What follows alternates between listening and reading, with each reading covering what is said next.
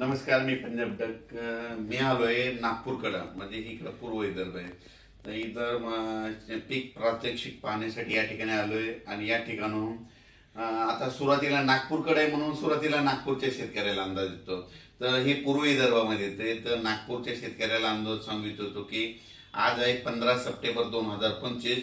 आज म्हणजे रात्रीच्याला तुमच्या नागपूर, वर्धा, भंडारा, गोंदिया, चंद्रपूर, यवतमाळ, अमरावती ह्या पट्ट्यामध्ये काय होणार आहे. आणखीन मध्ये आज 15 तारीख, 16 आणि 17, 17 तारखेपर्यंत 3 दिवस दररोज वेगवेगळ्या जिल्ह्यात जोराचा पाऊस पडणार आहे. म्हणून नागपूर भागातल्या, नागपूर विभागातल्या शेतकऱ्यांनी हा अंदाज लक्षात घ्यायचा. म्हणजे पूर्व विदर्भातल्या शेतकऱ्यांनी अंदाज लक्षात घ्यायचा. त्याच्यानंतर पूर्व विदर्भाच्या बाजूला पश्चिम विदर्भ आहे. मग पश्चिम विदर्भामध्ये यवतमाळ जिल्हा, वाशिम जिल्हा, अमरावती जिल्हा, अकोला जिल्हा, बुलढाणा जिल्हा ह्या 5 जिल्ह्यातल्या शेतकऱ्याला सांगितलं होतं की आज 15 सप्टेंबर, 16, 17 3 दिवस आणखीन जवळपास दररोज वेगवेगळ्या जिल्ह्यात, वेगवेगळ्या तालुक्यात तुमच्या भागामध्ये जोराचा पाऊस पडणार आहे. रात्री पडणार आहे, दुपार 2:30च्या नंतर हे देखील येणार आहे. म्हणून हा अंदाज पूर्व आणि पश्चिम विदर्भातल्या शेतकऱ्यांनी लक्षात घ्यायचा. आणि सगळ्यात महत्वाचं काय झालं की आता मराठवाडा, पश्चिम महाराष्ट्र आणि उत्तर महाराष्ट्र, आता काय झालं की म्हणजे ह्या 2 दिवसापासून मराठवाड्यात तर पावसाने इतका धुमाकूळ घातलाय. मग मराठवाड्यात काय परिस्थिती राहणार तर तुम्हाला सांगू इच्छितो. हे परतीचा पाऊस आहे. मी म्हटलं होतं ना, परतीचा पाऊस काय होतो, जे भाग सुटला ना तिथं झोडपून काढतो. मग कोणता भाग सुटलेला होता? अहिल्यानगर सुटलेला होता, बीड जिल्ह्यातला काही भाग सुटलेला होता, कडाशीचा काही भाग सुटलेला होता. तर त्या भागाला आज देखील खूप पावसानं झोडपिलंय. आणि मराठवाड्यातल्या शेतकऱ्याला खास करून आज सांगतो की आज आहे 15 सप्टेंबर, 16, 17 आणि 18, आणखी 4 दिवस मराठवाड्यातल्या सगळ्या जिल्ह्यामध्ये दररोज वेगवेगळ्या तालुक्यात, वेगवेगळ्या भागात, वेगवेगळ्या गावात असा जोराचा पाऊस 4 दिवसात पडणार आहे. आतापर्यंत तुम्ही पाऊस इतका कधी पडलेला नाही पहिला. असा या 4 दिवसात पाऊस काय होणार आहे. म्हणजे सांगायचं झालं तर नांदेड जिल्हा, हिंगोली जिल्हा, परभणी जिल्हा, बीड जिल्हा, लातूर जिल्हा, जालना जिल्हा, संभाजीनगर आणि धाराशिव जिल्हा ह्या जिल्ह्यामध्ये काय होणार आहे मराठवाड्याच्या. म्हणजे आज 15, 16, 17, 18 4 दिवस खूप जोराचा पाऊस पडणार आहे. त्याच्यानंतर 18च्या नंतर 19च्या नंतर काय होईल, थोडं म्हणजे उघाड भेटणार आहे 19 पासून. पण उघाड जरी झाली तरी काय होणार आहे मराठवाड्यात मात्र स्थानिक वातावरणातून जवळपास 21 तारखेपर्यंत, 21-22 सप्टेंबर पर्यंत थोडा भाग बदलत पाऊस पडणार आहे. म्हणून हे अंदाज लक्षात घ्यायचा. पण 18 तारखेच्या नंतर पावसाचा जोर मराठवाड्यातल्या ओसरणार आहे. पण स्थानिक वातावरण तयार होऊन काय होतं की म्हणजे 19, 20, 21 पर्यंत मराठवाड्यात पाऊस राहू शकतो. म्हणून मराठवाड्यातल्या शेतकऱ्यांचं त्यांचं सोयाबीन काढायला उडीद काढणं चालू आहे. तुम्ही काय करायचं, दुपारी 2 पर्यंत काढायचं, वरी ढिगल मारायचा, 1 घंटा वाळला की झाकून ठेवायचं. अशी परिस्थिती केली तर तुमचं सोयाबीन उडीद हाताला लागेल.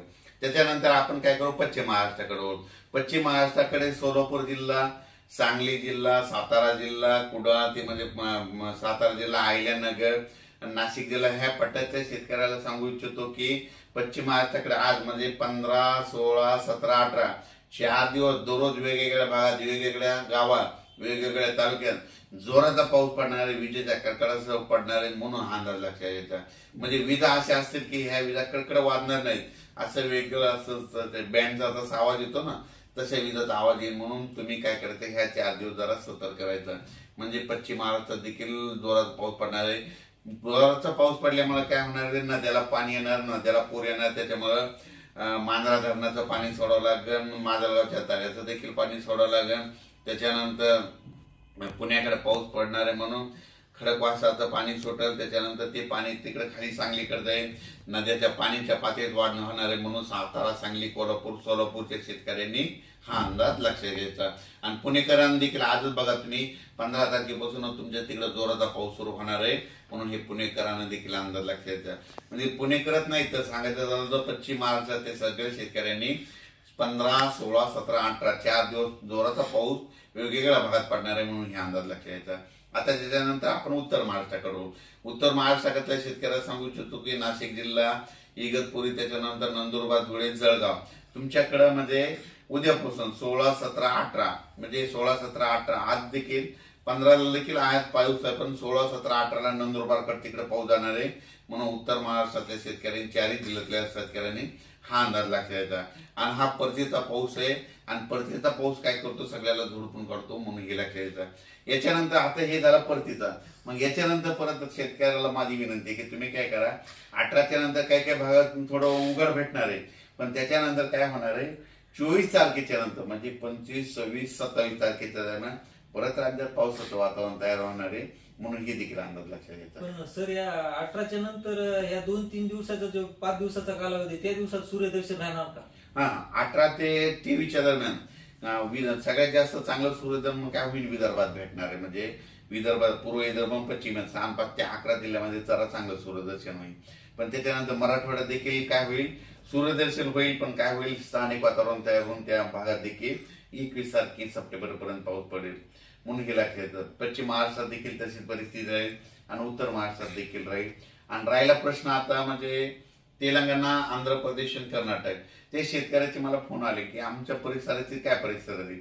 तर तेलंगणा, आंध्र प्रदेश आणि कर्नाटकचे जे जितके तालुके त्या शेतकऱ्याला सांगू इच्छितो की तुमच्याकडे देखील म्हणजे आज 15 ते 18 पर्यंत चांगला जोराचा पाऊस पडणार आहे, काही ठिकाणी मुसळधार पडणार आहे, कुठं अति मुसळधार पडणार आहे म्हणून हा अंदाज लक्षात घ्या. तसेच सर आपण आज नागपूरला आलेलो 15 सप्टेंबर 2025 आहे, तर नागपूरच्या शेतकऱ्यांना काय सांगणार आपण? तर आज या ठिकाणी नागपूरकडे आल्याच्या नंतर नागपूर भागातल्या नागपूर, वर्धा, भंडारा, गोंदिया, चंद्रपूर, यवतमाळ या शेतकऱ्याला सांगू इच्छितो की आणखी म्हणजे आज देखील नागपूरकडे रात्रीच्याला काही ठिकाणी दुपारनंतर काही ठिकाणी रात्रीच्याला जोराचा पाऊस आणखी 3 दिवस या पूर्व विदर्भात पडणार आहे म्हणून ह्या पूर्व विदर्भातल्या शेतकऱ्यांनी हा अंदाज लक्षात घ्यायचा. नागपूरकडे सूर्यदर्शन कधी राहणार?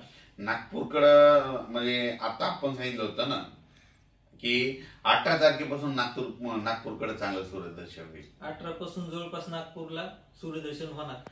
तर सर तुम्ही सांगितल्याप्रमाणे सर्व नद्याला पूर आलेले, तर सर्व डॅमचे दरवाजे उघडले गेलेले, तर धरणाचे दरवाजे उघडलेले, नदीकाठच्या गावांना तुम्ही काय सांगू इच्छिता? तर आपण एकदा त्या बंधाऱ्यावर एक अंदाज दिला होता, त्या ढालेगावच्या बंधाऱ्यावर तिथून आपण सक्सेस काय म्हणलो होतो की बंधाऱ्यावरून सांगितलं होतं की ह्या 13 तारखेला अहिल्यानगरकडं म्हणजे बीड जिल्ह्यात अहिल्यानगर कडं खूप पाऊस पडत आणि 1.25 लाखानं पाणी सुटेल असं तिथं आपण तसं पाणी सुटलंय.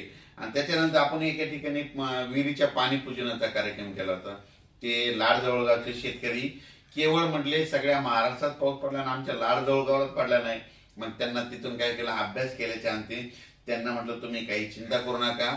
आणि तिथं इतका पाऊस पडला, आता त्यांचे मेसेज आले ते तळं देखील भरलं, ते विहिरीचं ज्या पूजन केलं ना ते विहिरीच्या लेवल पाणी आलंय. आणि त्या शेतकऱ्याने मला तिथं आता पूजनासाठी बोलवलं. आणखीन इथून नागपूरहून 4-5 दिवसात इकडल्या भागात मी मुक्का आहे आणि इथून गेल्याच्या नंतर मात्र तिकडं पूजनासाठी जाणार आहे.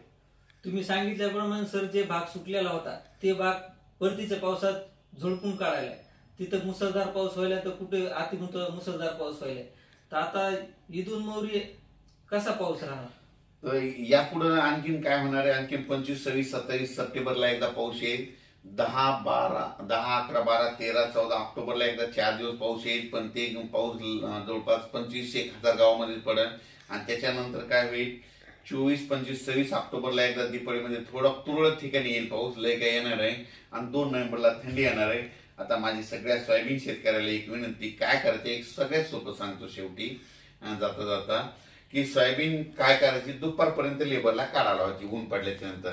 दुपारीपर्यंत काढल्याच्या नंतर काय होतं वाळलेल्या सोयाबीनला 1 घंटा चांगलं ऊन भेटलं की दुपारी म्हणजे 1 ते 2 वाजेपर्यंत त्या 2 तासामध्ये उचलून लगेच ढिगल मारून घ्यायचा. असं केलं तर तुमचं सोयाबीन खराब होणार नाही, तुमच्या हातामध्ये येईल. शेतकरी मित्रांनो, तर सरांना सांगितले आपल्याला 18च्या नंतर जवळपास 4-5 दिवस आपल्याला सूर्यदर्शन पाहायला भेटेल. पण त्याच्यामध्ये बी स्थानिक वातावरण होऊन पाऊस येणार. पण पाऊस 23च्या नंतर पुन्हा लागू होणार असं डक साहेबांचं म्हणणं आहे. हो 24 पासून परत राज्यात पुन्हा तर आपण परत भेटू पुढच्या अंदाजात डक साहेबांसोबत. धन्यवाद.